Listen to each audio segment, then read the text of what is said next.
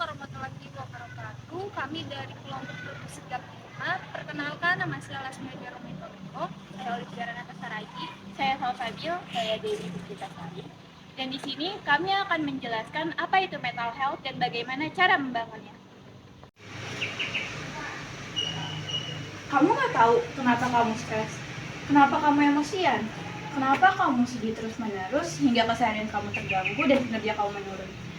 Atau kamu terlalu sibuk dan malu untuk mengakui bahwa ada yang salah dengan dirimu? Tapi tenang aja, kami punya solusinya. Kamu hanya perlu menjaga mental health kamu agar tetap stabil dengan cara mengenali kesehatan mental yang kamu miliki. Hal tersebut merupakan sebuah bentuk kepedulian terhadap diri sendiri. Ini bisa disebut sebagai kesadaran diri yang merupakan kesadaran diri untuk memperhatikan diri kita sendiri. Itu kesehatan mental yang baik adalah kondisi ketika batin kita berada dalam keadaan tentram dan tenang, sehingga memungkinkan kita untuk menikmati kehidupan sehari-hari dan menghargai orang lain di sekitar. Sebaliknya, orang yang kesehatan mentalnya terganggu akan mengalami gangguan suasana hati, kemampuan berpikir, serta kendali emosi yang pada akhirnya bisa mengarah pada perilaku buruk. Jika berbicara tentang penyebab gangguan kesehatan mental pada anak remaja, terdapat beberapa faktor yang memicu pada gangguan kesehatan mental anak-anak remaja. Salah satunya itu pola asuh orang tua. Beberapa orang tua mungkin tidak menyadari bahwa mereka telah memberikan tekanan berlebih atau bersikap terlalu protektif pada anaknya. Tekanan seperti itulah yang kerap menyebabkan anak remaja mengalami masalah mental. Jadi di sini ada beberapa faktor yang mempengaruhi kesehatan mental, yaitu yang pertama faktor genetik. Faktor genetik adalah suatu kondisi tubuh yang bisa terjadi yang disebabkan karena adanya pengaruh dari leluhur kita terdahulu yang termasuk dalam garis keturunan keluarga. Yang kedua itu ada pengalaman traumatik. Pengalaman traumatik ini merupakan sebuah kejadian yang terjadi di luar batas kemampuan seseorang secara psikologi maupun fisik. Yang ketiga itu stres. Stres di sini adalah reaksi seseorang baik secara fisik maupun emosional atau mental, psikis. Apabila ada perubahan diri dari lingkungan yang mengharuskan seseorang menguasai diri. Yang keempat itu ada isolasi sosial.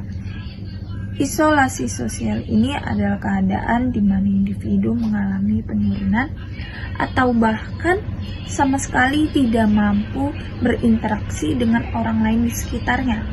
Yang kelima itu ada ketimpangan atau kesenjangan sosial. Sosial ekonomi. Ketimpangan atau kesenjangan sosial ekonomi dapat diartikan gejala yang ditimbulkan di masyarakat.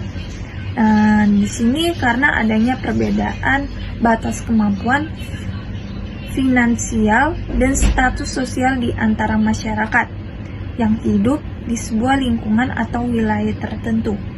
Ketimpangan atau kesenjangan sosial ekonomi dapat diartikan juga adalah gejala yang ditimbulkan di masyarakat karena adanya perbedaan batas kemampuan finansial dan status sosial di antara masyarakat yang hidup di sebuah lingkungan atau wilayah tertentu.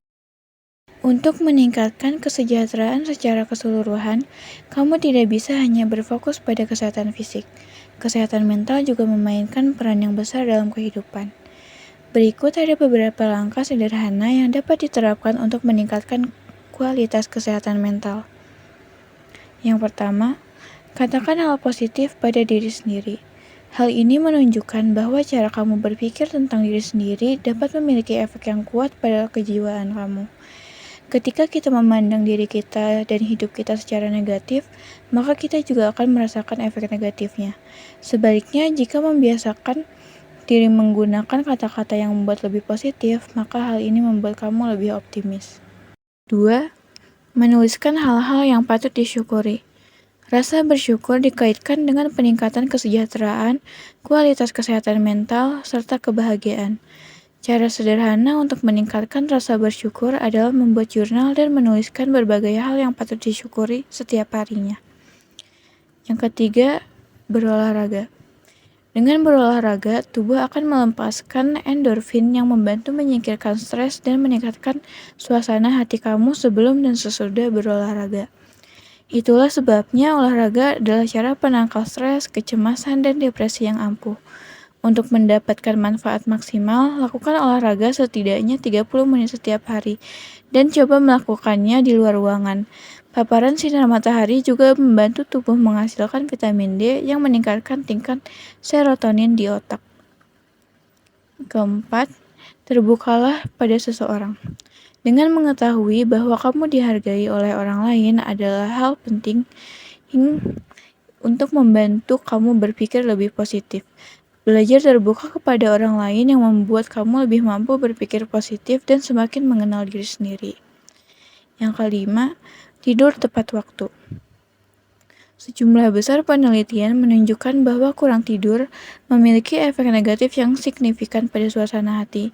Cobalah untuk tidur pada waktu yang teratur setiap hari. Hindari bermain gadget sebelum waktu tidur dan membatasi minuman kafein untuk pagi hari. Cara mengatasinya yaitu kita harus terapi ke psikologis, makan yang teratur, tidur yang cukup, menjaga kesehatan fisik, menghindari kebiasaan yang buruk, dan mengembangkan keterampilan yang positif.